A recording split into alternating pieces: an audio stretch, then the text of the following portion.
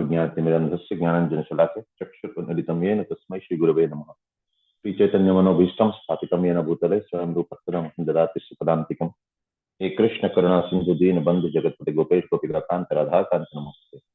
तप्तकाञ्चन गौरङ्गी राधे वृन्दावनेश्वरी वृषभानुसुते देवी प्रणमामि हरिप्रिये। वाञ्छाकल्पतरुभ्यश्च कृपासिन्धुभ्यः एव च पतितानां पावनेभ्यो वैष्णवेभ्यो नमो नमः। पदाय कृष्णपृष्ठार्जुतले श्रीमते जयपताकस्वामिन् इति नाम्नि नमो आचार्य पादाय मिताय प्रदाय गौरकथा दामदाय नगरग्रामतारे नमः। ओं विष्णुपादाय कृष्णपृष्ठाभूतले श्रीमते भक्तिवेदांत स्वामिन् इति नाम्नि नमस्ते सरस्वती देवी गौरवाणी प्रचारिणे निर्विशेष शून्यवादी पाश्चात्य देशकारिणे श्री कृष्ण चैतन्य प्रभु नित्यानंद श्री अद्वैत गदाधर शिवसरि गौर भक्तवृंद। हरे कृष्ण कृष्ण कृष्ण हरे हरे राम राम राम हरे। जयराधा माधव అయిపోయిందా? హరే కృష్ణ. ఓకే, ఎవరైనా కొత్త వాళ్ళు ఇంతదాకా ఎవరైతే పాడలేదో దయచేసి మీరు రైజ్ చేయండి. కొద్దిగా మిస్టేక్స్ అయినా పర్వాలేదు, హెల్ప్ చేసేది అనుకున్నాం అందరం. హరే కృష్ణ ప్రభుజీ, నేను పాడుతున్నాను. పాడండి. జయ రాధా మాధవ కుంజ విహారీ, జయ రాధా మాధవ కుంజ విహారీ, జయ గోపి జన వల్లభ గిరివరదారీ, జయ గోపి జన వల్లభ గిరివరదారీ, జయ యశోదనందన వ్రజజన రంజన, జయ యశోదనందన వ్రజజన రంజన, యమునా తీరావనచారి, యమునా తీరావనచారి, జయ రాధా మాధవ కుంజ విహారీ, జయ రాధా మాధవ కుంజ విహారీ. హరే కృష్ణ ప్రభుజీ, ధన్యవాదాలు. హరే కృష్ణ మహామంత్రం కూడా చెప్పించండి 3 సార్లు. హరే కృష్ణ. హరే కృష్ణ కృష్ణ కృష్ణ హరే హరే, హరే రామ రామ రామ హరే హరే. హరే కృష్ణ కృష్ణ కృష్ణ హరే హరే, హరే రామ రామ రామ హరే హరే.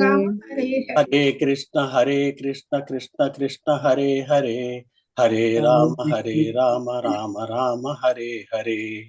హరే కృష్ణ కృష్ణ కృష్ణ హరే హరే, హరే రామ రామ హరే హరే. హరే కృష్ణ కృష్ణ కృష్ణ హరే హరే, హరే రామ రామ రామ హరే హరే.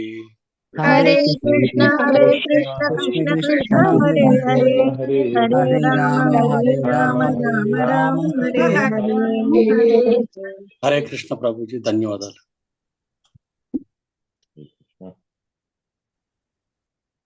హరే కృష్ణ ప్రభుజీ, ధన్యవాద ప్రణాం ప్రభుజీ. హరే కృష్ణ. హరే కృష్ణ. 3వ స్కందం 19వ అధ్యాయం 31వ శ్లోకము. మైత్రేయ ఉవాచ. ఓం నమో భగవతే వాసుదేవాయ. ఓం నమో భగవతే వాసుదేవాయ. ఓం నమో భగవతే వాసుదేవాయ. ఓం నమో భగవతే వాసుదేవాయ. ఓం నమో భగవతే వాసుదేవాయ. ఓం ఓం నమో భగవతే వాసుదేవాయ. నారాయణం నమస్కృత్య నరం చైవ నరోత్తమం దేవీం సరస్వతీం వ్యాసం జయముదీరయే. ప్రాయేషు అభద్రేషు భాగవత సేవయా नित्यं भागवते सेवया भगवते उत्तमश्लोके भगवते भगवते तिर्भवति न इष्टिके भक्तिर्भवति नैष्टिके स्कंदं 19వ అధ్యాయం 31వ శ్లోకం. మైత్రేయ ఉవాచ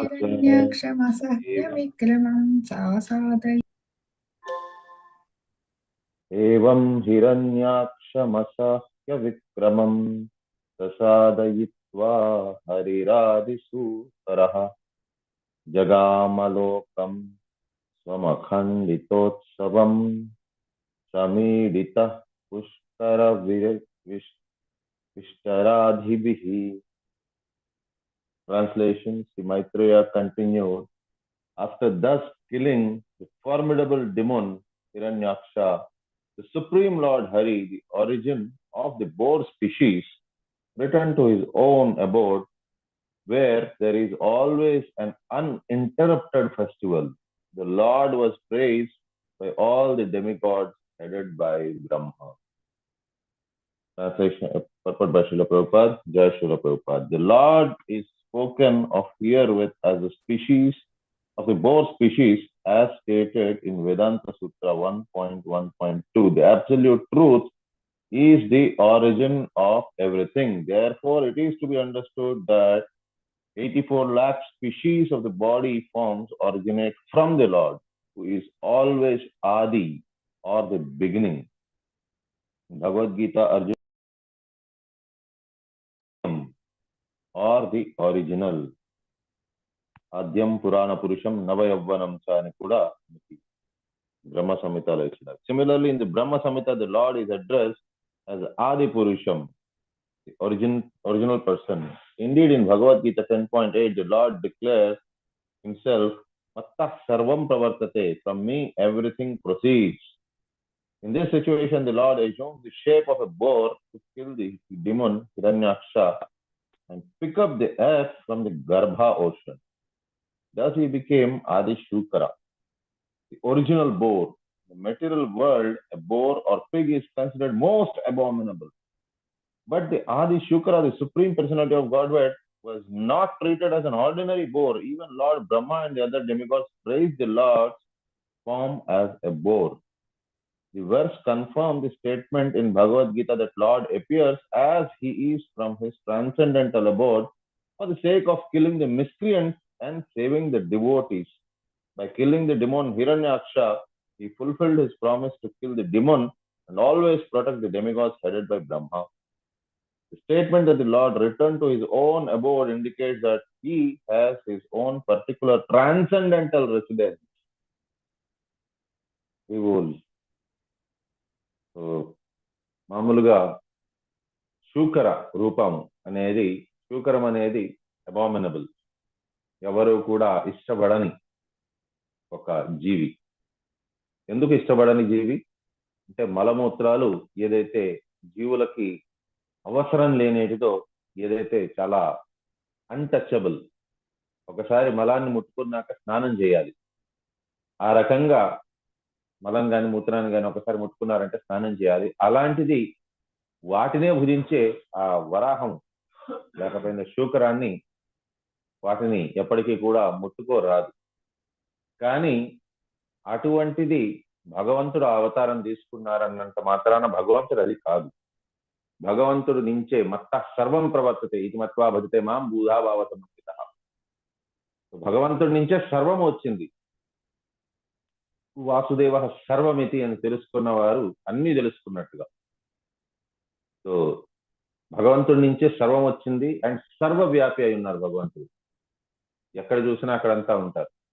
కాబట్టి భగవంతుడి నుంచే 84 లక్షల జీవరాశులు కూడా మనతో పాటు కలిపి అందరూ కూడా భగవంతుడి నుంచే వచ్చారు. ఒకటి ఎక్కువ ఒకటి తక్కువ కాదు. సో కాల్డ్ సైంటిస్ట్ చెప్తున్నట్టుగా థియరీ ఆఫ్ ఎవల్యూషన్ అవంతా కూడా వాళ్ళ యొక్క ఆలోచన విధానం అంతే.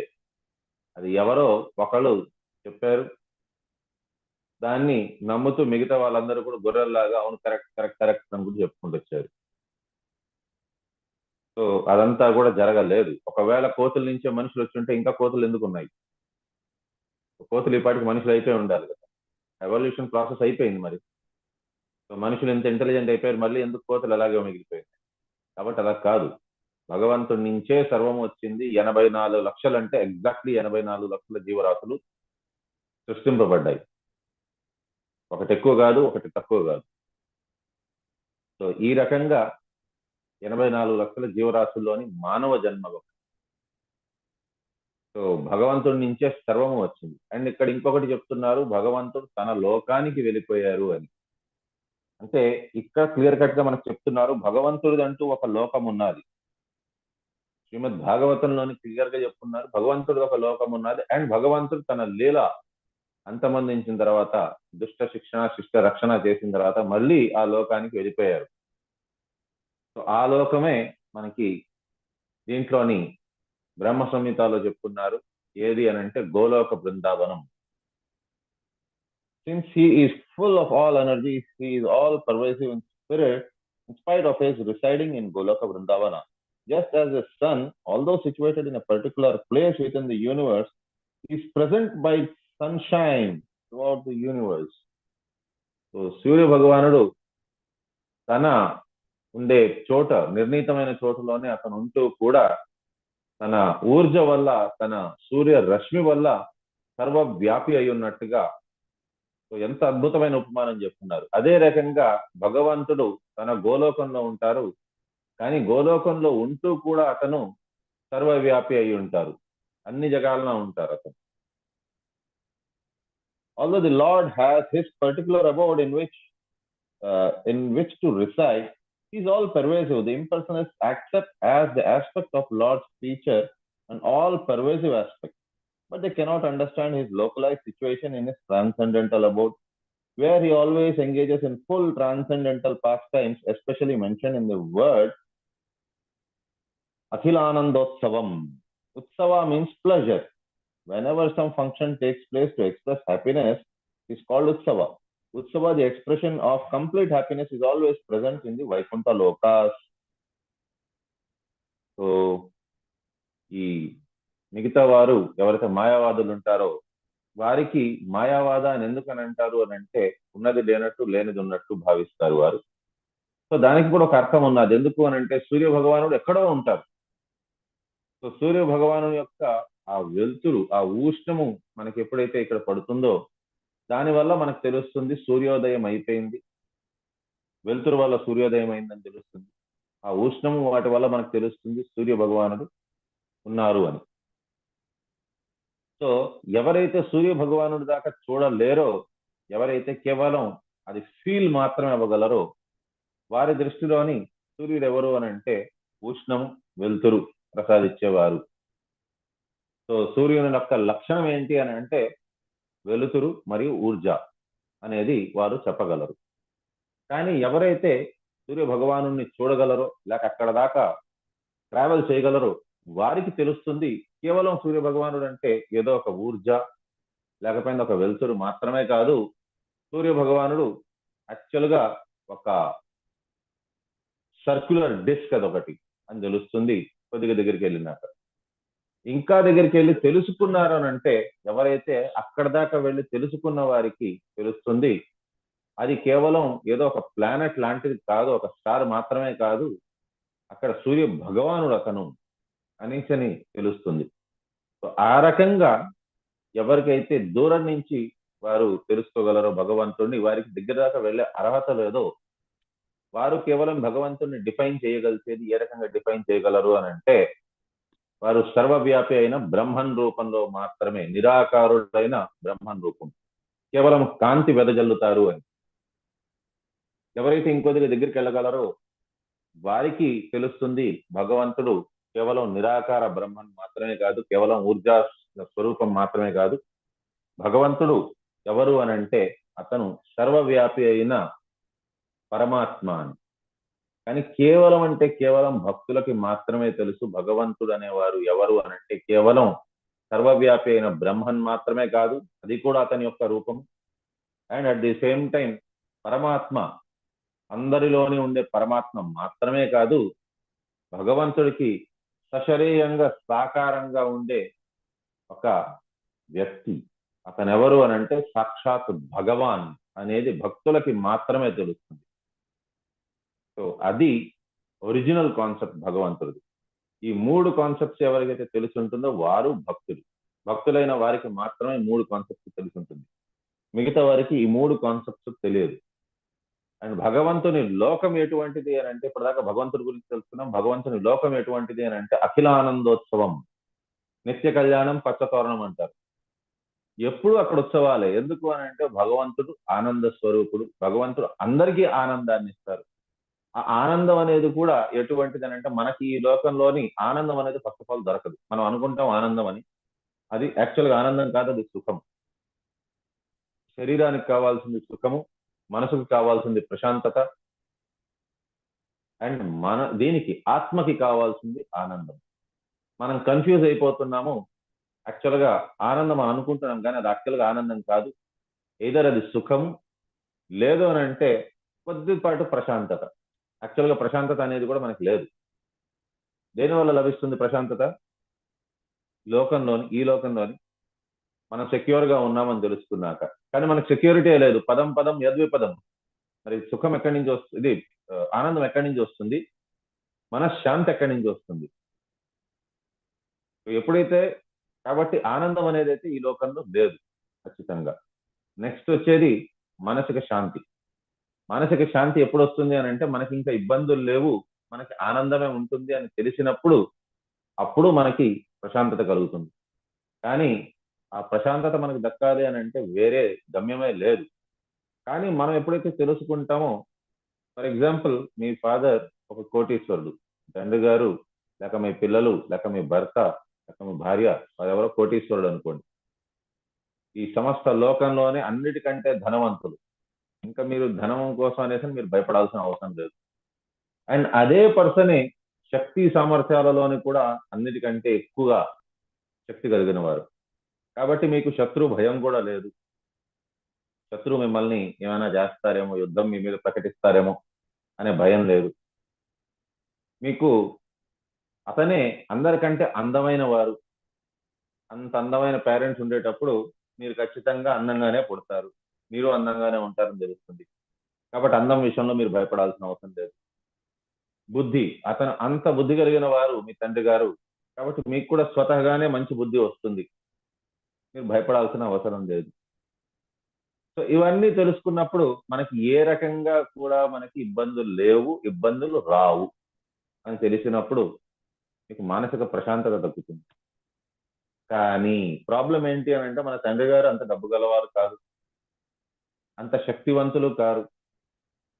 ఉన్నది శక్తి ఉంది, ధనము ఉంది, కానీ అంత ధనవంతులు కాకపోవచ్చు. ఈ లోకంలోనే అందరికంటే గొప్ప ధనవంతులు కాకపోవచ్చు. కాబట్టి అప్పుడు మనకి ఏమవుతుందని అంటే, సరే మనం కూడా కొద్దిగా కష్టపడాలి, మనం కూడా మన పేరు తెచ్చుకోవాలి, మన తండ్రి గారు మనకి ఎంత ఇవ్వగలరో అంత ఇచ్చారు, ఇప్పుడు మిగతాది మనం సంపాదించుకోవాలి, మన పిల్లలకి మనం సంపాదించుకున్నది మనం ఇవ్వాలి, వారికి ఆత్మనిర్భర్గా చేయాలి, వారు కూడా కష్టపడి శ్రమించగలచాలి, ఆ రకంగా చేయాలి. అప్పుడు ఏమవుతుందని అంటే, శ్రమించాలి అనే ఒక ఆలోచన వస్తుంది. ఆ ఆలోచనతో పాటు ఇన్సెక్యూరిటీ అనేది వస్తుంది. ఇన్సెక్యూరిటీ వల్ల మానసిక ప్రశాంతత దొరకదు.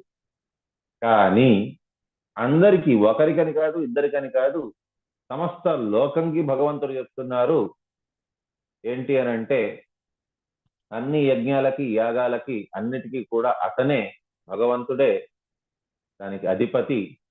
అండ్ అంతేకాదు ప్రతి ఒక్క జీవభూతులందరికీ కూడా సుహృదులు అతను అని తెలుస్తున్నారు. చాలా చాలా ఆప్తమిత్రులు. అందరూ కూడా భగవంతుడి నుంచే వచ్చారు. అండ్ మనమందరం కూడా భగవంతుడి ఆప్తమిత్రులం అని చెప్తున్నారు. కాబట్టి ఎటువంటి పరిస్థితి వచ్చినా సరే కూడా మనం ఆదుకునేదానికి సిద్ధంగా ఉన్నారు భగవంతుడు అని కూడా చెప్తున్నారు. మరి అలాంటప్పుడు మనం ఇంకా భయపడాల్సిన అవసరం ఉంది. ఇది తెలుసుకున్న వారికి ఏంటంటే మానసిక ప్రశాంతత దక్కుతుంది. అమ్మయ్య, నాకు ఉన్నారు అతను ఉండేటప్పుడు నేను ఎందుకు భయపడాలి అని చెప్పని అక్కడ వారు భయాన్ని మానేస్తారు. ఎవరైతే ఈ రకంగా భగవంతుని తలుచుకొని భయాన్ని మానేశారో, ఎటువంటి పరిస్థితుల్లోనైనా వారు యాక్చువల్గా ఇంకా 3వ అధ్యాయం ఉన్నట్టుగా. అసలు ఫస్ట్ ఆఫ్ ఆల్ ఇప్పుడంతా మనం 1వ అధ్యాయంలోనే ఉన్నాం. ఇబ్బందులు, కష్టాలు, వాటి కోసమే ఏడుస్తున్నాం. అయ్యో ఈ కష్టం ఉంది, అయ్యో ఈ ఇబ్బంది వచ్చేసింది, ఏం చేసేది? విషాద యోగము కమలేశ గోవింద విషాదం. సో విషాదంలోనే పడున్నాను నేను, యోగానికి కూడా రాలేదు ఇంకా. అర్జున విషాద యోగంలో ఉన్నారు, ఎందుకంటే అతను భగవంతుడి దగ్గరికి వచ్చారు, భగవంతుడిని నమ్ముకున్నారు. కానీ మిగతా వాళ్ళందరం కూడా ఏంటి అని అంటే విషాదంలో ఉన్నాం కానీ భగవంతుడిని నమ్మట్లేదు. ఎవరైతే భగవంతుడిని నమ్మారో 2వ అధ్యాయాన్ని వారు అవలంబించాలి. నేను ఈ శరీరాన్ని కాదు, నేను ఆత్మని. వాచాంశ జీర్ణాన్ని యథా విహాయ. సో ఈ శరీరం పోయిన తర్వాత వేరే శరీరం వస్తుంది. సో నవాని విఘ్నాని నరోపర. సో ఈ రకంగా ఒక శరీరం అయిపోయినాక ఇంకొక శరీరం వస్తుంది. ఆల్రెడీ ఈ రకంగా ఎన్నోసార్లు శరీరం మార్చుకున్నాం. సో మనకి ఇన్నిసార్లు మార్చుకున్నాం శరీరం. ఒకసారి మానవ శరీరం వచ్చి ఉండొచ్చు, ఒకసారి ఇంకేదో జన్మ వచ్చి ఉండొచ్చు, ఒక పురుగు వచ్చి ఉండొచ్చు, ఒక కోత వచ్చి ఉండొచ్చు, ఒక కుక్క జన్మ వచ్చి ఉండొచ్చు. దీని తర్వాత కూడా రావచ్చు ఆ జన్మలు ఏదైనా. సో ఈ రకంగా ఎన్నో ఎన్నో రూపాలని మార్చుకుంటూ ఫైనల్ గా ఈ జన్మలో మాత్రం ఒకటి కన్ఫర్మ్, మానవ జన్మ వచ్చింది. అది ఎవరో మన మీద కృప చూపించారో, లేకపోతే మనమే కర్మలు మంచివి చేసుకున్నాము, లేక భగవంతుడే డైరెక్ట్ గా మన మీద కరుణిచ్చారో, లేక శ్రీమతి రాధారాణి కరుణిచ్చారో తెలియదు, మానవ జన్మ వచ్చింది. సో ఇప్పుడైనా కనీసం మనం తెలుసుకోవాలి నేను ఈ శరీరాన్ని కాదు అని. సో అది సెకండ్ చాప్టర్. దాని తర్వాత సుహృదం సర్వభూతానాం అనేది తెలుసుకోవడం భగవంతుడిది. ముక్తారాం యజ్ఞ తపసాం సర్వలోక మహేశ్వరం సుహృదం సర్వభూతానాం అనేది తెలుసుకున్న వారు జ్ఞాత్వామాం శాంతి రక్షతి, అప్పుడు వారికి శాంతి అనేది లభిస్తుంది. సో ఈ రకంగా భగవంతుడికి ఎప్పుడు నిత్య కళ్యాణం పచ్చతోరణం. భగవంతుడి లోకం ఎప్పుడు ఆనందంతో నిండి ఉంటుంది.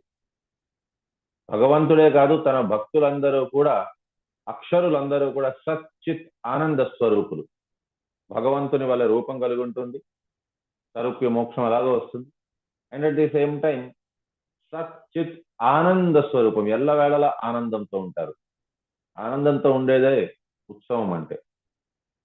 సో ఎల్లవేళలా భగవంతుడు, భక్తులు, గురువు వారందరూ ఎక్కడైతే ఉంటుందో, ఎక్కడెక్కడైతే కీర్తన జరుగుతూ ఉంటుందో, హరి కీర్తన, అక్కడక్కడ అది ఆనంద ఉల్లాసంతో నిండి ఉన్నట్టుగానే నిత్య కళ్యాణం పచ్చతోరణం. సో ఆ లోకం భగవంతుడు. మిగతా అన్ని లోకాలు ఏంటి అని అంటే పదం పదం యద్విపదం. మనం కొద్దిగా పండగ చేసుకుంటాము, ఒక పండక్కి ఇంకో పండక్కి మధ్యన చిన్నదేదో పండగ చేసుకుంటాం అంతే. అది యాక్చువల్ గా పండగ కూడా కాదు. మనం అనుకుంటాం మనం ఫోర్స్ఫుల్ గా ఆ హ్యాపీనెస్ తెచ్చుకుంటాం, కానీ వాటి రెండింటి మధ్యలోని, 2 పండగల మధ్యలోని మనకి దుఃఖం ఖచ్చితంగా ఉంటుంది. సో ఈ రకంగా దుఃఖాలయం అంటారు దీన్ని, మత్స్యలోకం లేక దుఃఖాలయం. ఈ లోకంలోని మనం ఆనందం వెతుక్కోవడం, సంతోషాన్ని వెతుక్కోవడం అనేది మూర్ఖత్వం. కానీ మనం అంతా కన్ఫ్యూజ్ అయ్యేది ఎక్కడ అని అంటే ఆనందానికి సుఖానికి మధ్యన మనం కన్ఫ్యూజ్ అయిపోతున్నాం. అందుకోసమనే మనం ఏంటి అని అంటే సుఖమే ఆనందం అనుకుంటున్నాం. కొద్దిగా జీవుడికి ధనరాశి కొద్దిగా పెరిగిన తర్వాత శారీరక సుఖం కోసం అనేసి సాధనాల్ని ఏకత్రితం చేసుకోవడం మొదలు పెడతారు. ఎందుకు అని అంటే అందులోనే ఆనందం వాళ్ళు వెతుకుతూ ఉంటారు. యాక్చువల్గా ఆనందం అందులో లేదు. Utsava, the expression of complete happiness, is always present in the Vaikuntha Lokas, the abode of the Lord, who is worshipable even by the demigods like Brahma, to say nothing of other less important entities such as human beings. So, Bhagavantudu, aham adir hidevanam, mahashinam cha sarvatah. So, భగవంతుడే చెప్తున్నారు భగవద్గీతలోని, అతనే అందరికంటే ఆది పురుషుడు.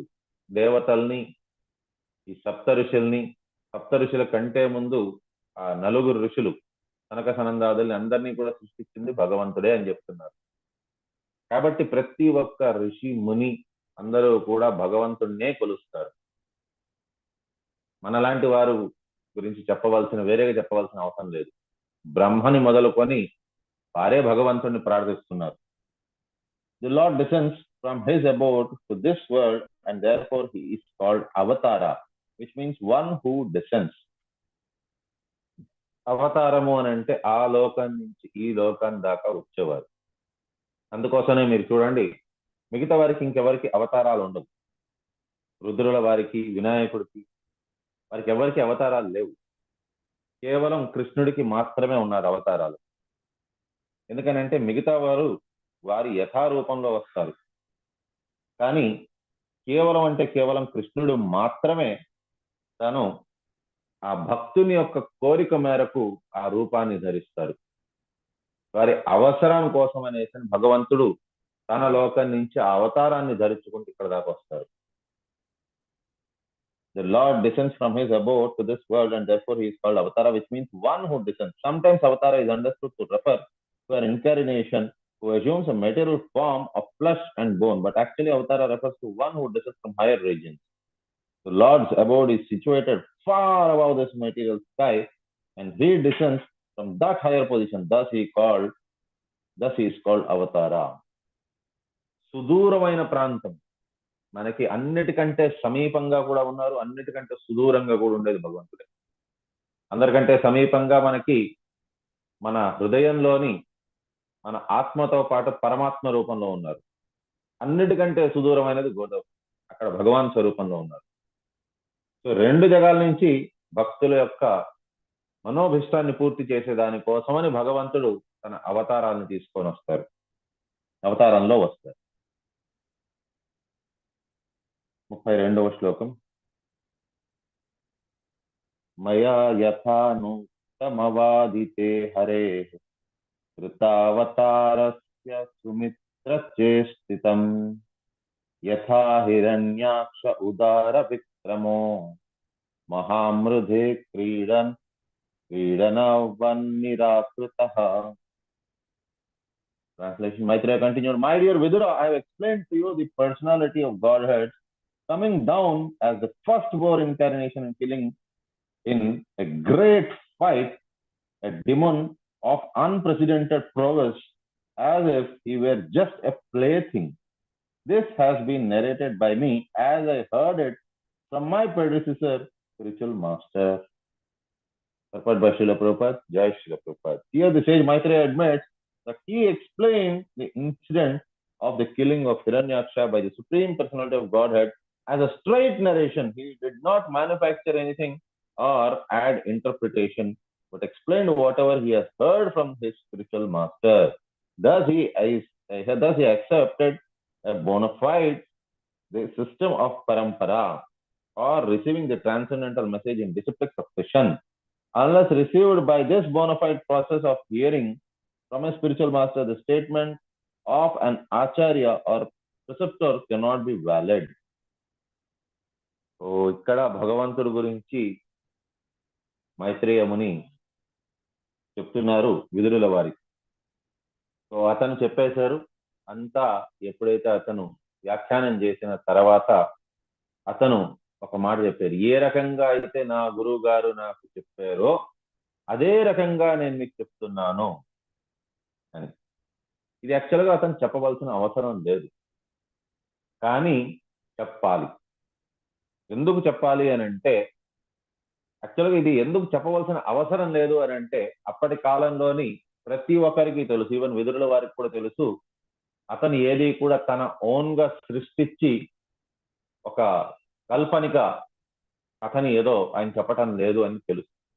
ఎందుకనంటే అప్పటి కాలం పరంపర ఏంటి అని అంటే, గురువు అనేవారు వారు తన శిష్యుడికి ఏది చెప్పినా సరే కూడా తన గురువు దగ్గర నుంచి నేర్చుకున్నది మాత్రమే చెప్పాలి.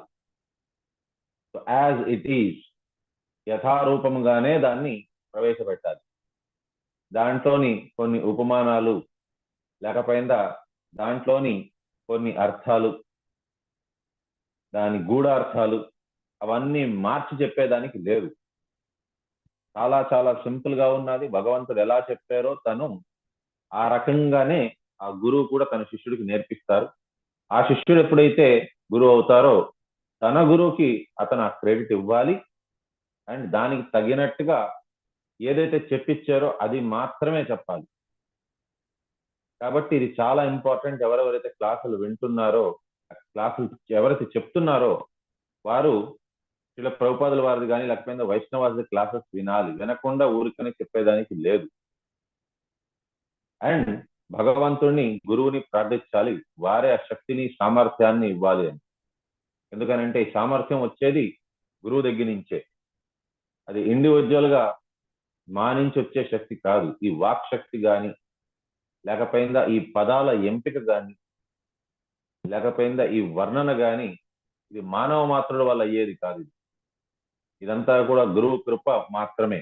అతని శక్తి ద్వారానే అతనే అసలు ఒక్కొక్క పదాన్ని కూడా అతనే చెప్పిస్తూ ఉంటారు. కాబట్టి ఈ రెండు కూడా ఉండాలి. ముందుగానే ఎవరైనా సీనియర్ వైష్ణవాస్ లేకపోయిందా ఒక గురువు ద్వారా చెప్పబడిన దాన్ని వినాలి, వినిన దాన్ని చెప్పాలి.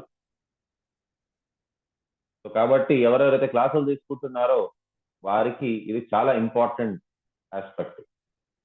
వారు అనవసరమైన వీడియోస్ అలాంటివి చూసేదాని బదులుగా సీనియర్ వైష్ణవాస్ లేక గురువులది ఇవాళ రేపు ఏంటి అని అంటే యూట్యూబ్ లో మీరు సెర్చ్ కొట్టేసరికి మీకు కావాల్సిన వక్త దగ్గర నుంచి కూడా మీకు దాని యొక్క క్లాసులు వచ్చేస్తుంది. సో అది చూసి దాన్ని అర్థం చేసుకొని దాన్ని పుస్తకంలోనే ఎక్కడైనా రాసుకొని ఆ పాయింట్స్ ఎక్స్ప్లెయిన్ చేయడం అనేది ఉత్తమమైనది. And at the same time మీరు ఏది చెప్పినా చెప్పకపోయినా కూడా గురువుని మీరు ప్రార్థించుకొని అతని ద్వారానే మీకు ఆ శక్తి వస్తుంది అని నమ్మాలి. మీరే చెప్తున్నారు అని అనుకున్నంత దాకా అదోగతే. భక్తులందరూ హరే కృష్ణ చెప్తున్నారు అనగానే ఓ నాకు చెప్తున్నారా హరే కృష్ణ వెరీ గుడ్ హరే కృష్ణ, అది కాదు. యాక్చువల్గా హరే కృష్ణ అనేది వారు మనకి చెప్పటం లేదు. మనం ఎందుకంటే ఆ పొజిషన్ లో ఉన్నాం, ఆ గురువు స్థానంలో, గురువు కూడా కాదు యాక్చువల్గా వక్త స్థానంలో ఉన్నాం, మనం ప్రవక్త లాగా ఉంటున్నాం మనం. ఇప్పుడు కూడా మీరు చూడండి పొలిటీషియన్స్ వాళ్ళు ఏంటంటే కొంతమందిని ఒరేటర్స్ ని పెట్టుకుంటారు స్పీచ్లు ఇచ్చేదానికి కానీ డిబేట్స్ కానీ. డైరెక్ట్ గా పొలిటీషియన్స్ వాళ్ళు రారు, వాళ్ళ యొక్క ప్రవక్తల్ని పంపిస్తారు, మీరు వెళ్ళి మాట్లాడండి అని. కాబట్టి ఎవరైనా సరే కూడా వాళ్ళని మెచ్చుకున్నా లేకపోయినా వారిని పొగిడినా లేక వారిని తిట్టినా సరే కూడా వాళ్ళని పొగిడినట్టుగా కాదు, వారు ఆ పొలిటికల్ పార్టీకి వాళ్ళు రెఫర్ చేస్తున్నట్టుగా, వాళ్ళు ఆ పొలిటికల్ పార్టీని వారు రిప్రజెంట్ చేస్తున్నారు. సో ఆ రకంగా ఇక్కడ ఎవరైతే ప్రవక్త ఉంటారో వాళ్ళు కేవలం ఒక రిప్రజెంటేటివ్. శక్తి సామర్థ్యం వచ్చేదంతా కూడా గురువు నుంచే. కాబట్టి గురువుకే మనం ఆ ప్రణామాల్ని మనం అర్పించాలి. ఎవరికి వారి స్వంతానికి కనీసం ఒక సూది ఇది కొన భాగాన ఉన్నంత కూడా అంత రెస్పెక్ట్ వాళ్ళది కాదు. ప్రతిదీ కూడా వారి గురు మహారాజ్. సో ఆ గురు మహారాజ్కి యాజ్ ఇట్ ఈస్ గా అర్పించాలి. సో వారికి దీక్ష వచ్చినా రాకపోయినా కూడా. అండ్ ఇంకొకటి, దీక్ష అనేది ఎవరు కూడా వారు తీసుకోవడం అనేది కాదు, వారి మీద కృప ఉంటేనే వస్తుంది. ఒకవేళ దీక్ష తీసుకోలేదు అని అంటే ఎవరైనా అనుకోవచ్చు నేను ఈ కారణవశాత్తు నేను దీక్ష తీసుకోలేకపోయినా, ఆ కారణవశాత్తు నేను దీక్ష తీసుకోలేకపోయానని. కానీ అదంతా కూడా కేవలం కాల్పనికం. వారికి దీక్ష తీసుకునే అర్హత ఇంకా రాలేదు కాబట్టి వారికి దీక్ష రాలేదు. వారు ఏమైనా అనుకోవచ్చు వారికి ఏదో ఒక రీజన్ వల్ల దీక్ష కాలేదని, కానీ అర్హత సంపాదించుకోలేకపోయారు కాబట్టి దీక్ష రాలేదు. అర్హత సంపాదించుకోండి, దీక్ష తీసుకోండి. సో ఈ రకంగా దీక్ష అనేది చాలా ఇంపార్టెంట్ ఆస్పెక్ట్. సో దీక్ష అనేది అయిన తర్వాత అప్పుడు మన గురువు అవుతారు. సో ఆ గురువుకి దీక్ష అయినా అవ్వకపోయినా కూడా ఆ గురువు గారికి అర్పించడం అనేది ఇది పద్ధతి. నమస్కారాలు. సో కాబట్టి ఇక్కడ చెప్తున్నారు, unless received by a bona fide process of hearing from a spiritual master, the statement of an acharya or preceptor cannot be valid. So గురువు దగ్గర నుంచి కానీ అది వినకుండా ఉంటే ఆ గురువు కూడా ఒక ప్రామాణిక గురువు అయి ఉండాలి. ఎవరిని పడితే వారిని మీరు నాకు గురువు అయిపోండి అనేసని వారికి శిష్యరికం పొందడం అనేది అది కరెక్ట్ కాదు. అది వారి జన్మజన్మాంతరాలని వారు నాశనం చేసుకున్నట్టు వారు అవుతారు. సో అదే వ్యాలిడ్ పద్ధతి. ఎవరైతే గురువుని ఆశ్రయిస్తారో, గురువు దగ్గర నుంచి నేర్చుకుంటారో అదే వాక్యాన్ని దాంట్లోని ఏ మాత్రం కూడా దాంట్లో మార్పులు చేర్పులు లేకుండా చెప్తారో వారే చెప్పేదే సరైనది. It is also stated here that although the demon Hiranyaksha was unlimited in prowess, he was just like a doll for the Lord. అసీమిత శక్తులు వారిలోని ఇమిడి ఉన్నా సరే కూడా హిరణ్యాక్షుడు ఒక చిన్న బొమ్మలాగా ఉన్నారనమాట భగవంతుడు. ఇంతకు ముందు కూడా చదివాం, గదా ప్రహారం చేస్తే దాన్ని తప్పించేసుకున్నారు, ఎడంకాలతో దాన్ని కింద తొక్కేశారు, మళ్ళీ ప్రహారం చేసి చూడు అన్నారు. ఎప్పుడైతే త్రిశూలాన్ని విసిరారో దాన్ని తునాతునకలు చేసి పడేశారు. ఎంతో మంది రాక్షస గణాల్ని సృష్టించి భగవంతుడి మీద పంపించేసరికి వారందరిది కూడా వెంట్రుకలు వేరేగా, ఎముకలు వేరేగా, వారి శరీర భాగాలు కూడా కాదు, దాని యొక్క సూక్ష్మంగా దేనితో అయితే ఇది సృజింపబడ్డాదో ఆ భాగాలు, వాటన్నిటినీ కూడా వేరు వేరు చేసి పడేశారు భగవంతుడు. సో కుంభవృష్టి కురుస్తూ ఉన్నదన్నమాట, రక్తంది వాటన్నిటిది. సో మేఘాలు ఉరుముతూ ఉన్నింది, మెరుపులు వస్తూ ఉన్నింది. సో అంతలాన రక్తపు వర్షం కురుస్తూ ఉన్నిందనమాట. భగవంతుడికి అది ఒక లెక్క కాదు. ఒక చిన్న ఆట బొమ్మతోని ఏ రకంగా అయితే చిన్నపిల్లలు ఆడుకుంటారో ఆ రకంగా భగవంతుడు, హిరణ్యాక్షుడు ఎవరైతే ఇన్ని శక్తులు కలిగి ఉన్నారో వారితో భగవంతుడు జస్ట్ ఒక ఆట వస్తువులాగా ఆడుకొని పక్కన పడేశారు. ఈ child break so many dolls without real endeavour.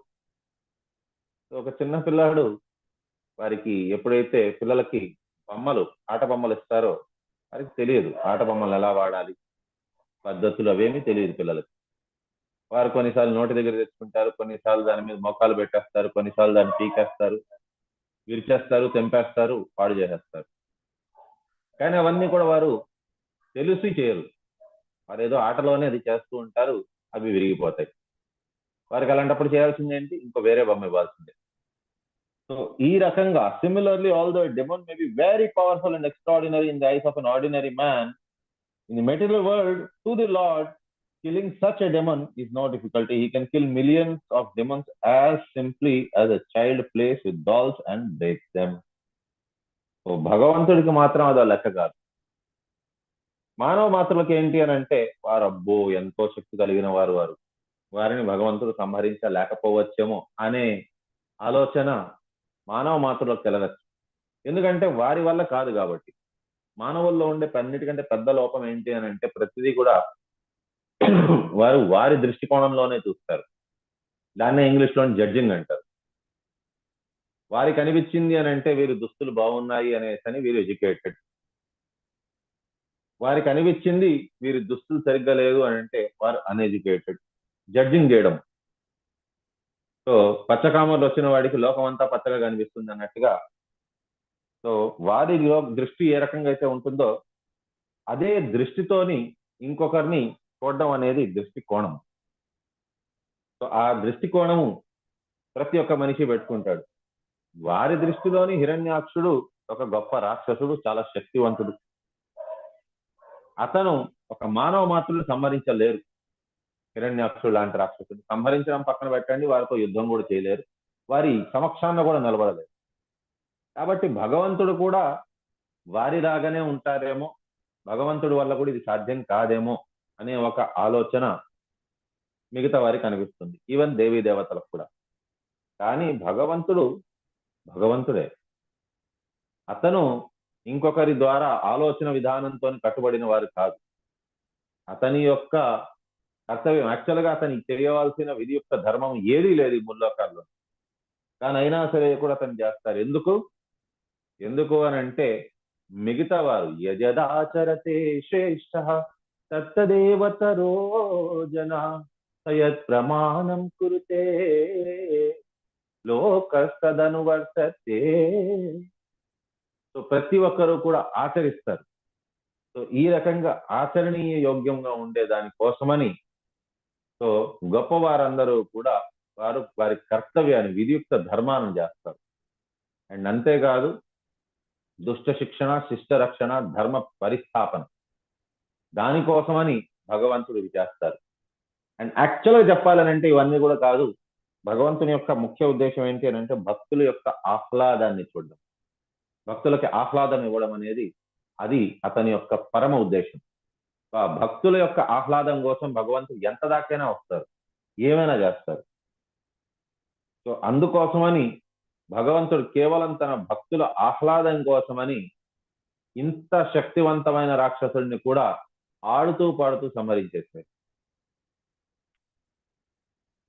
33వ శ్లోకం.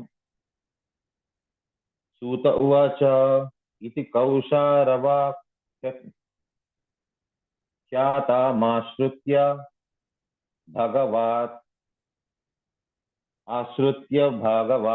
కథాం శతానందం పరం లేభే మహాభగవతో ద్విజ. Translation, Sri Sita Goswami continued, my dear Brahmana Shatta, Vidura, the great devotee of the Lord, achieved transcendental bliss by hearing the narration of the pastimes of the Supreme Personality of Godhead from the authoritative source of the sage Kausava, Maitreya, and he was very pleased. Purport by Srila Prabhupada, Jai Srila Prabhupada. If anyone wants to derive transcendental pleasure by hearing the pastimes of the Lord, he must hear from the authoritative source, as explained here. Maitreya heard the narration from his bona fide spiritual master, and Vidura also heard from Maitreya. One becomes an authority simply by presenting whatever he has heard from his spiritual master, and one who does not accept a bona fide spiritual master cannot be an authority. This is clearly explained here. If one wants to have transcendental pleasure, he must find a person with authority. It is stated in the Bhagavatam that simply by hearing from an authoritative source with the ear and the heart, one can relish the pastimes of the Lord. Otherwise, it is not possible. So ఇక్కడ ఇంకో కోణం చెప్తున్నారు. ఒకటి మైత్రేయమని విదురుల వారితో మాట్లాడుతున్నారు. ఇక్కడ సూత గోస్వామి కూడా ఈ మాటని ఉల్లేఖన చేస్తున్నారు. సో ఈ రకంగా ఈ రకంగా మైత్రేయముని విదురుల వారికి ఈ విషయాన్ని చెప్పారు. చెప్పిన తర్వాత అత్యంత ఆనందాన్ని పొందారు విదురుల వారు అని. ఇది ఎందుకు చెప్తున్నారు అని అంటే, ఈ రకంగా గురు శిష్య పరంపరలోని వచ్చిన వాక్యాలని ఖచ్చితంగా దాన్ని చెప్పాలి. గురువు దగ్గర నేర్చుకున్నారు, అండ్ అది ఎంతో ఆనందాన్ని ఇచ్చింది సో విదురుల వారికి. సో భగవంతుడు సచ్చిదానంద స్వరూపుడు. అతనికి మనం ఆ లోకానికి వెళ్తేనే ఆనందాన్ని మనం పొందగలం. కానీ యాక్చువల్గా చెప్పాలి అని అంటే, ఈ లోకంలో ఉంటూ కూడా ఆనందాన్ని పొందొచ్చు. ఏ రకంగా అంటే, భగవంతుని గురించి వింటూ, భగవంతుని గురించి తెలుసుకున్నాక భగవంతుని గురించి వింటే అది మనకి ఆనందాన్ని ఇస్తుంది. సో ఈ ఆనందం అనేది ఒక ప్రక్రియ, ఒక గమ్యం కాదు. ఈ ప్రక్రియలాగా మనం ఎప్పుడైతే తెలుసుకుంటామో, ఎవరైతే భక్తులు, నిజమైన భక్తులు ఉంటారో వారు గోలోకానికి వెళ్తేనే ఆనందాన్ని పొందుతారు అని కాదు. అందుకోసమే మీరు చూడండి, నిజమైన భక్తులు ఎప్పుడూ కూడా గోలోకానికి వెళ్ళేదానికి కూడా వారు అంతగా ఇచ్చ చూపించరు. స్వామి నన్ను మీరు ఏ రూపంలోనైనా వేసేయండి, కావాలంటే ఒక పురుగులాగా వేసేయండి, మలంలో తిరిగే పురుగులాగా అయినా కూడా వేసేయండి, మీకు కావాలనుకుంటే, నాకు ఇబ్బంది లేదు, మీ ఇష్టం అది. మీరు ఏది కావాలనుకుంటే మీరు అది చేయగలరు, మీకు ఆ ఇచ్చ ఉన్నది, మీరు చేయండి. కానీ ఒకటి, నా పెదవుల మీద సదా నిరంతరంగా మీ నామాన్ని నేను కీర్తిస్తూ ఉండగలచాలి. ఆ శక్తి మాత్రం నాకు ఒక్కటి ఇవ్వండి స్వామి అని చెప్పని ఇది భక్తులు కోరుకునేది. భక్తులు భగవంతుడిని చేరాలి అనే ఒక కోరికను కూడా పెట్టుకోరు. వారికి ఏంటి అని అంటే, భగవంతుడి దగ్గరికి చేరుకోవడం అనేది అది గమ్యం అయిపోతుంది. కానీ భక్తులు అనేవారు ఆనందాన్ని గమ్యంలో వెతుక్కోరు. భక్తులు అనేవారు గమ్యంలోని కాకుండా దాన్ని ఆ పద్ధతిలోని నిత్యం వారికి ఆనందం కావాలి. ఒక స్థలంకి ఒకసారి ఆలోచించండి. సో ఇంకొకటి ఏంటి అని అంటే, కృష్ణుడి అవతారంలోనే ఉండేటప్పుడు, కృష్ణుడు ఎప్పుడైతే అవతారం కూడా కాదు, కృష్ణుడు ఎప్పుడైతే వచ్చారో అప్పుడు శ్రీమతి రాధారాణి దగ్గరికి కానీ, లేకపోయినా గోపబాలుల దగ్గర కానీ, గోపికలకు కానీ, లేకపోతే ఈవెన్ యశోదామాత నంద మహారాజ్ దగ్గరికి కానీ తిరిగి రాలేదు. ఎందుకు రాలేదు అని అంటే, ఇప్పుడు ఒక ప్రేమికుడికి ఒక ప్రేమికకి మధ్యన వారు మొదటిసారి కలవబోతున్నారు అని అంటే ఎంతో ఆనందంగా ఉల్లాసంగా ఉంటారు వారు. ఇప్పుడు వారు కలవబోతున్నారు అని. సో ఇంటి నుంచి బయట అడుగు పెట్టే దగ్గర నుంచి వారు మొదటిసారి ఎప్పుడైతే కలవబోతారో వారు ఎంతో రెడీ అయి ఉంటారు, కలవబోతారు అని. ఎంతో ఎంతో కలలు, కోరికలన్నీ పెట్టుకొని ఉంటారు, ఎంతో ఆనందంగా ఉంటారు. ఇంటి బయట అడుగు పెట్టే దగ్గర నుంచి వారు చాలా చాలా కాన్షియస్ గా ఉంటారు. బట్టలు ఏమాత్రం కూడా మాయకూడదు, ముఖం నుంచి ఎప్పుడు కూడా చిరుమందహాసం అనేది పోకూడదు. వారు మాట్లాడే ప్రతి ఒక్క మాటని ఆచితూచి మాట్లాడాలి అనుకుంటారు. కానీ అదే వారు ఆ ప్రేమికను ఒకసారి కలిసిన తర్వాత వారికి అంత ముందు ఉన్నంతగా, ఎందుకంటే కలిశారు, అయిపోయింది, ఇప్పుడు మాట్లాడుతున్నారు. వారు దేనికోసం అయితే వచ్చారో ఆ పని మాట్లాడేది అది జరుగుతోంది. సో ఇక వారు కాన్షియస్ గా ఉండాల్సిన అవసరం లేదు. ఆతృత ఆ కోరిక అనేది ఇప్పుడు అంతలా ఉండదు. అదే రకంగా భగవంతుణ్ణి ఆ గోలోకానికి చేరిపోయినాక ఇంకా భగవంతుడి దగ్గరే ఉంటాం మనం. కాబట్టి యాక్చువల్ గా భగవంతుడిని కోరుకునేది భక్తులు. అండ్ నేను కూడా కోరుకునేది ఏంటి అని అంటే, స్వామి నాకు గోలోకానికి వచ్చేంత దాకా నాకు మీ దర్శన భాగ్యాన్ని ఇవ్వద్దండి స్వామి. నాలోని ఆ తడప్, ఆ కోరిక, ఆ బాధ అనేది ఉండాలి. నా భగవంతుడిని నేను చూడాలి, నేను చూడాలి, నేను చూడాలి అని ఆ కోరిక నాలో ఉంచండి. అది నిరంతరం అది పెరుగుతూ ఉండాలి ఆ కోరిక అనేది. ఎందుకనంటే ఆ కోరిక పెరుగుతోంది అని అంటే దాంట్లోని ఆ బాధలో ఒక ఆనందం ఉంటుంది. సో ఆ ఆనందం కావాలి.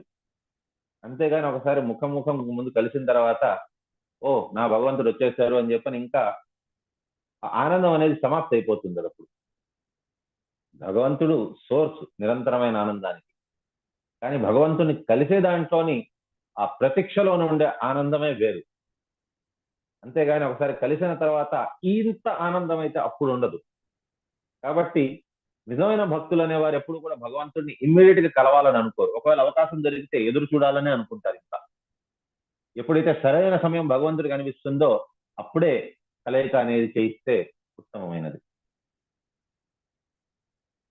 Otherwise, it is not possible. Sanatana Goswami, therefore, has specially warned that one should not hear anything about the personality of Godhead from the lips of a non-devotee.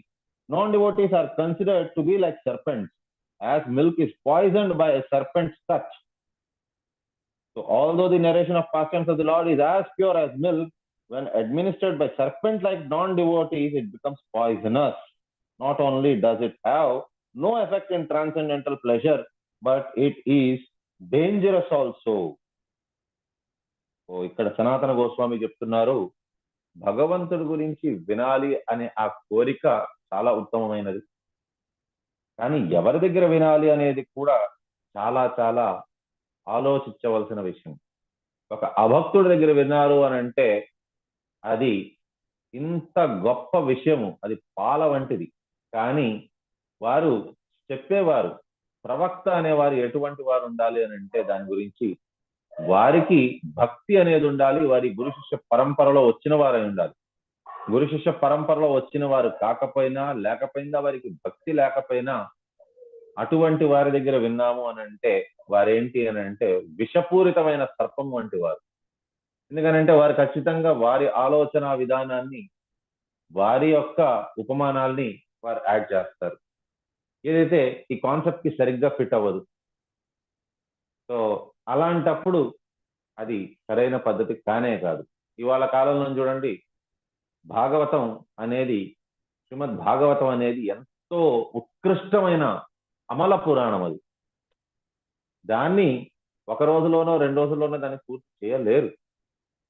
అలాంటిది భాగవత సప్తాహం అని అంటారు. అప్పటి కాలంలోని దాన్ని సుఖదేవ గోస్వామి చెప్పారు అని అంటే ఆహార నిద్రలు వాటన్నిటిని మానుకొని మరి 7 రాత్రులు 7 పగళ్ళు అతను చెప్పగలిచారు. అండ్ అది కూడా దాన్ని చెప్పేదానికి సుఖదేవ్ గోస్వామి మహారాజ్ లాంటి వారే కావాలి. దాన్ని వినేదానికి కూడా పరీక్షిత్ మహారాజ్ లాంటి ఓపిక కావాలి. కానీ వాళ్ళ కాలంలోని భాగవత సప్తాహం అని అంటారు. వారం రోజుల్లో దాన్ని ముగిచ్చేస్తారు. కానీ వాళ్ళు తీసుకొని వారు వెళ్ళిపోవడం అది సరైన ప్రక్రియ కానే కాదు. వినాలి అని అంటే శ్రీమద్ భాగవతం ఆథరైజ్డ్ పుస్తకాల నుంచి చెప్పేవారు కూడా వారు ఆ గురు శిష్య పరంపరలో వచ్చిన వారై ఉండాలి. ఎందుకంటే ఇప్పుడు నేను ఆథరైజ్ కాదు, నాకు ఆ క్షమత లేదు, కెపాసిటీ లేదు నాకు. నేను ఒక ప్రవక్తని కాదు. కాకపోతే నేను అథారిటీ ద్వారా నేను ఇది చెప్పబడిన వారిని. ఇప్పుడు నేను చదివేది శ్రీల ప్రభుపాదుల వారి పుస్తకం. శ్రీల ప్రభుపాదుల వారు దాని వ్యాఖ్యానం రాశారు. అతను తన గురువు దగ్గర నుంచి చూశారు, విన్నారు. సో ఈ రకంగా నేను చెప్పేది అథారిటేటివ్. కానీ నాకు చెప్పేది రాదు, ఎందుకంటే నేను ఒక అజ్ఞానిని. కానీ నాకు ఇది కూడా, ఈ అవకాశం ఇచ్చింది కూడా temple authorities. So temple authorities వారు నేను గొప్పవాడిని, నేను గొప్ప ప్రవక్తని చూసి నాకేం ఇవ్వలేదు. ఎందుకు అని అంటే వారు నాకు ఇచ్చిన అవకాశం ఎందుకోసం ఇచ్చారు అని అంటే వారే దగ్గరుండి భగవంతుణ్ణి, గురువుని ప్రార్థిస్తారు. నా నోటి నుంచి వచ్చే ప్రతి ఒక్క పదం కూడా వారు చెప్పినదే అయి ఉండాలి అనేసని ఆ రకంగా వారు ప్రార్థించి వారు ఏదో ఒక దీన బంధువులాగా నాలాంటి వారిని ఎంపిక చేసుకొని దానికి చెప్పే అవకాశాన్ని నాకు ఇచ్చారు. అదర్వైజ్ నాకు ఆ అధికారం లేదు, నాకు ఆ క్షమత కూడా లేదు. అండ్ ఇవన్నీ కాకుండా నేనే పర్సనల్ గా కూడా క్లాస్ స్టార్ట్ అయ్యే కంటే ముందు ఒకసారి ప్రార్థిస్తాను నా గురు మహారాజ్కి, స్వామి ఈ అజ్ఞానికి మీరు ఒక్క అవకాశం ఇవ్వండి చెప్పేదానికోసమని, మీరే దగ్గరుండి అది చేయించండి. మీరు నన్ను దగ్గరుండి నడిపిస్తే కూడా కాదు, మీరే దగ్గరుండి మీరే అది మాటలు కూడా మీరే చెప్పాలి. నేను ఒక పరమ అజ్ఞానిని, నాకు ఒక్క ముక్క కూడా రాదు, నాకు భాగవతం భగవద్గీత తెలియదు, నా మట్టి బుర్రలోనే అవేవి ఎక్కవు. కానీ నేను ప్రార్థిస్తున్నాను, జపం అయితే చేస్తున్నాను, నాకు తెలిసినంత దీంట్లోని నేను సిన్సియర్ గానే చేయాలని ట్రై అయితే చేస్తున్నాను. మీరు దగ్గరుండి అక్కడ నాకు ప్రతి ఒక్క మాటలు నాదైనా సరే కూడా పలుకులు మొత్తం మీదై ఉండాలి, గొంతు నాది, వాయిస్ నాది, కానీ మాట వచ్చే ప్రతి ఒక్క మాట కూడా మీదే అయి ఉండాలి స్వామి, ఆ రకంగా ఆశీర్వదించండి స్వామి అని చెప్పని నా గురు మహారాజ్కి మరియు శ్రీల ప్రభుపాదుల వారికి ప్రాధేయపడుతున్నాను. అండ్ నా ప్రార్థనలు వాళ్ళు స్వీకరించాల్సిన అవసరం వారికి లేదు. కాకపోతే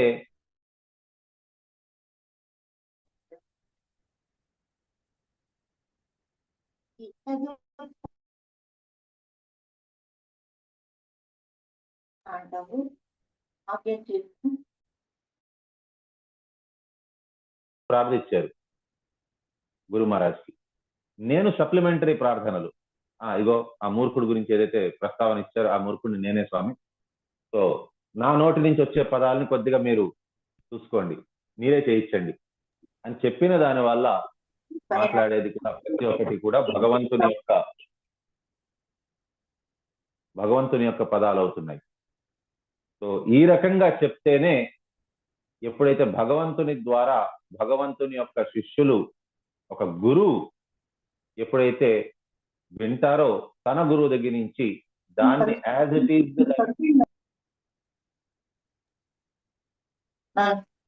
ఈస్ గా దాంట్లో, హరే కృష్ణ దయచేసి మీరు మ్యూట్ లో ఉండండి, ఒకళ్ళ వల్ల అందరూ క్లాస్ అంతా డిస్టర్బ్ అవుతున్నారు, అట్లీస్ట్ నేను డిస్టర్బ్ అవుతున్నాను. సో ఈ రకంగా గురువు ద్వారానే శిష్యులు నేర్చుకోవాలి, అండ్ శిష్యులు ఆ గురువుకి ఆ క్రెడిట్ ఇవ్వాలి, గురువు ద్వారానే నేను చెప్తున్నాను అని. Lord Chaitanya Mahaprabhu has warned that no description of the pastimes of the Lord should be heard from the Mayavada or impersonalist school. He has clearly stated, Mayavada bhashya sunile haya sarvanasha. So Mayavada దగ్గర నుంచి ఎవరైనా సరే కూడా విన్నారు అని అంటే వారు సర్వనాశనం అయిపోతారు అని. అంటే సర్వనాశనం అంటే వారి జీవితం నాశనం అవుతుందని కాదు, వారు వినినది వృధా అయిపోయినట్టుగా, వారు ఏదైతే విన్నారో దానికి ఉపయోగం లేకుండా పోయింది, నిర్వీర్యం అయిపోయింది. అది వారు చెప్పిన దాన్ని ఇంతకాలం వారు విన్నది అది పనికి రానిది. ఎందుకు పనికి రానిది అని అంటే మాయావాదులు వారికి తగినట్టుగా వారి ఉపమానాలు, వారి యొక్క ఆలోచన విధానాలు వారు చెప్తారు.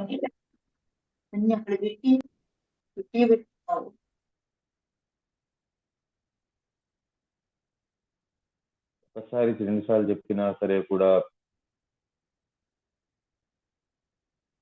సో ఈ రకంగా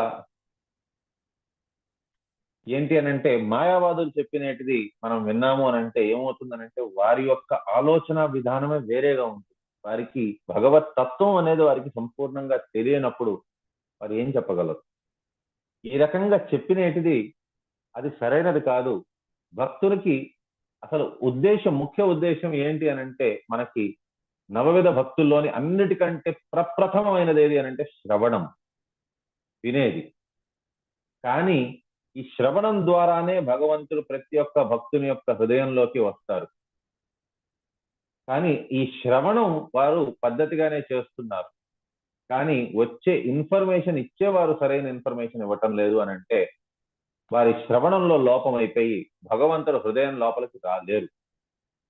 హృదయం లోపలికి రాలేనప్పుడు అలాంటప్పుడు భగవంతుడు తిష్ట వేసుకోలేరు. మన లోపల భక్తి అనేది ఎప్పటికీ రాదు. ముఖ్యమైన ఉద్దేశం, మానవ ఉద్దేశం ఏంటి అని అంటే మానవ జన్మది భక్తి భగవంతుడి దగ్గరికి చేరుకోవడం అనే పద్ధతి తెలుసుకోవడం. సో అదే ఫ్లాడ్ అయినప్పుడు, అదే ఒకవేళ తప్పు త్రోవ పట్టినప్పుడు, వినిందే తప్పుది వినింటున్నప్పుడు భక్తి అనేది రాదు. భక్తి అనేది రానప్పుడు మనం భగవంతుడి దగ్గరికి వెళ్ళలేము. ఎందుకనంటే భగవంతుడు ఒక ష్యూర్ షార్ట్ మెథడ్ ఇచ్చారు. భగవంతుడి దగ్గరికి చేరుకోవాలి అని అంటే మనకి భగవద్గీతలో ష్యూర్ షార్ట్ మెథడ్ ఇచ్చారు. ఏంటది? భగవంతుడు ఇచ్చిన ష్యూర్ షార్ట్ మెథడ్ ఏది? సర్వధర్మాన్ పరిత్యజ్య సర్వధర్మాన్ పరిత్యజ్య మాం ఏకం శరణం వ్రజామి. చెప్పండి మాతాజీ.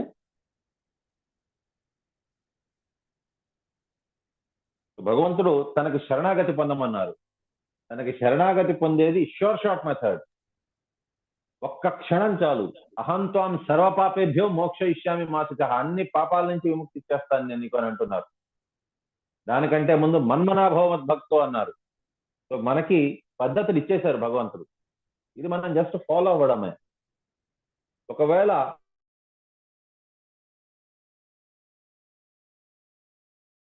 భక్తి అనేది ఎక్కడ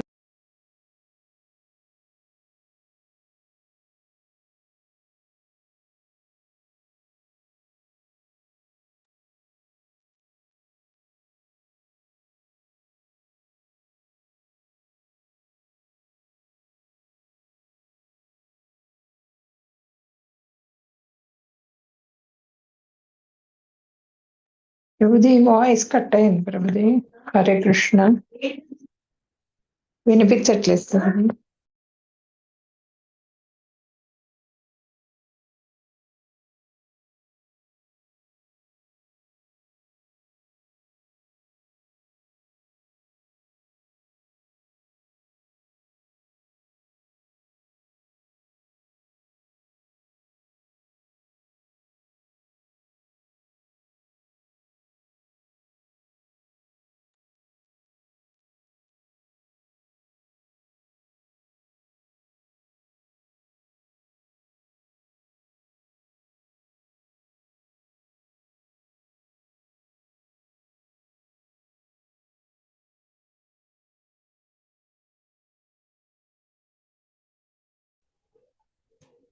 హరే కృష్ణ.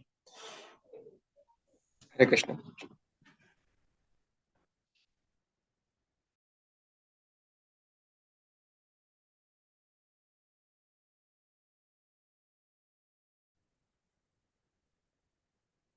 హరే కృష్ణ. హరే కృష్ణ ప్రభుజీ. ఎంతసేపటిగా నేను మ్యూట్ లో ఉన్నాను ప్రభుజీ? ఒక 1 minute ప్రభుజీ. అది మన్మనాభవ మద్భక్తో శ్లోకం గురించి చెప్తున్నారు ప్రభుజీ. ఓకే. సో భగవంతుడు చెప్పింది ఏంటి అని అంటే చరమ శ్లోకంలోనూ మనకి శరణాగతి పొందమని చెప్పారు. శరణాగతి పొందాలి అని అంటే ఫస్ట్ ఆఫ్ ఆల్ మనం భగవంతుడు ద్వారా ఏదైతే భగవంతుడి గురించి మనకి తెలుసుకోవాల్సింది ఒక ప్రామాణిక గురువు దగ్గర నుంచి, లేక ఆ గురు శిష్య పరంపరలో వచ్చిన వారి దగ్గర నుంచి మనం విన్నామనంటే మనకి భక్తి అనేది వస్తుంది. భక్తి అనేది వచ్చినప్పుడు మాత్రమే మనం భగవంతుడు చెప్పినట్టుగా శరణాగతి పొందగలం.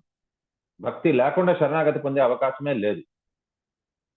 సో ఆ భక్తి రావడం అనేది ఇంపార్టెంట్. ఆ భక్తి అనేది ఎప్పుడు వస్తుంది అని అంటే ఒక ప్రామాణిక గురువు గాని లేక అతని యొక్క శిష్యుడు ఆ గురువుకి, ఇక్కడ చూడండి ఇప్పటిదాకా మనం వినిన వాటిలోని అన్నిట్లోని కూడా ఆ శిష్యుడు తన గురువుకి దాని యొక్క ఇది ఇస్తున్నారు, క్రెడిట్ ఇస్తున్నారు. నా గురువు వల్లనే నేను ఈ రకంగా చెప్పగలుగుతున్నాను, నా గురువు చెప్పినట్టుగానే నేను మీకు ఇప్పుడు చెప్తున్నాను అన్నట్టుగా.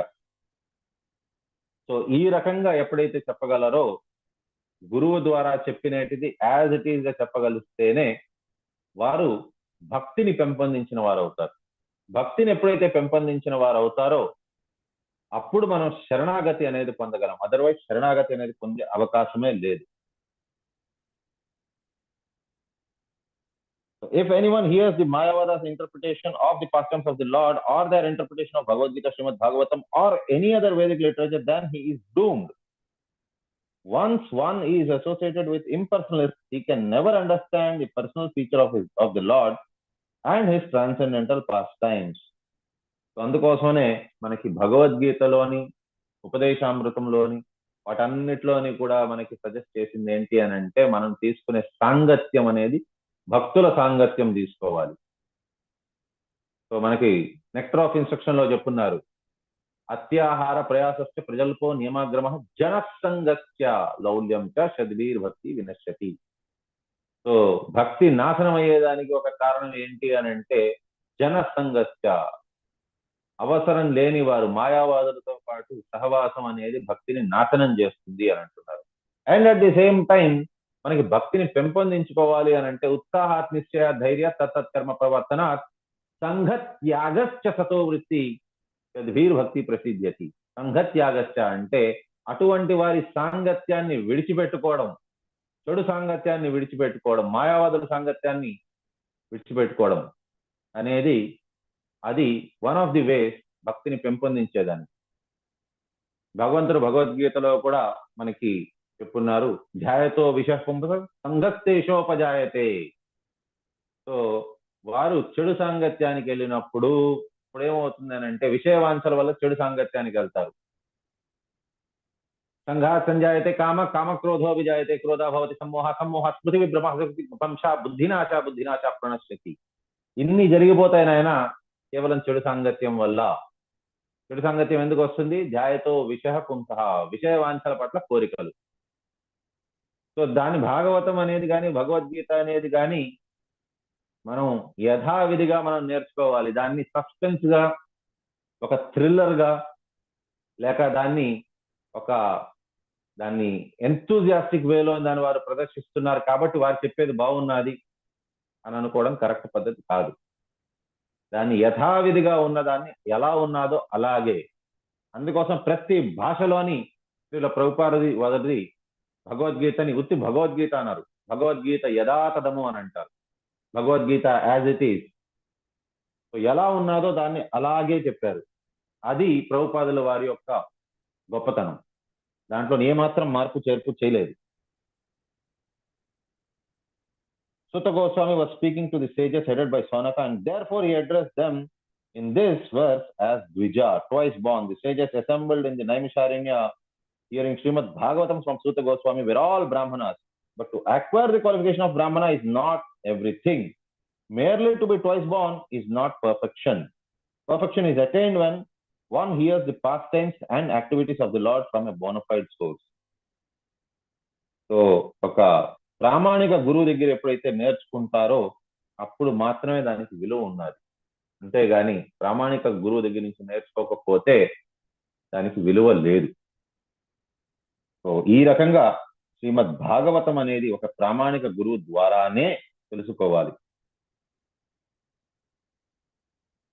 అండ్ ప్రభుజీ దయచేసి ఎవరిని గ్రూప్ నుంచి తీయద్దండి, వారికి ఓన్లీ రిక్వెస్ట్ చేసుకోగలము, అంతేగాని దయచేసి తీయద్దండి. ఎందుకంటే శ్రీమద్ భాగవతం అనేది ఎంతో గొప్పది గ్రంథం. నేను చెప్పేవాడిని గొప్పవాడిని కాకపోవచ్చు, కానీ గ్రంథం గొప్పది. వారు ఒకవేళ క్లాస్ నుంచి బయటకు వెళ్ళిపోయేటంటే అది కూడా నా వల్ల అయితే అది వారికి వినేదానికి అవకాశం రాకపోతే అది చాలా మంచి ఇది కాదు. అది ఒక చిన్న రిక్వెస్ట్. సో ఇక్కడతో మనం విరామం తీసుకుందాం. వాంఛకల్పతరుభ్యశ్చ కృపాసింధుభ్యో చ పతితానాం పావనేభ్యో వైష్ణవేభ్యో నమో నమః. అనంత కోటి వైష్ణవునికి జయ. నమాచార్య.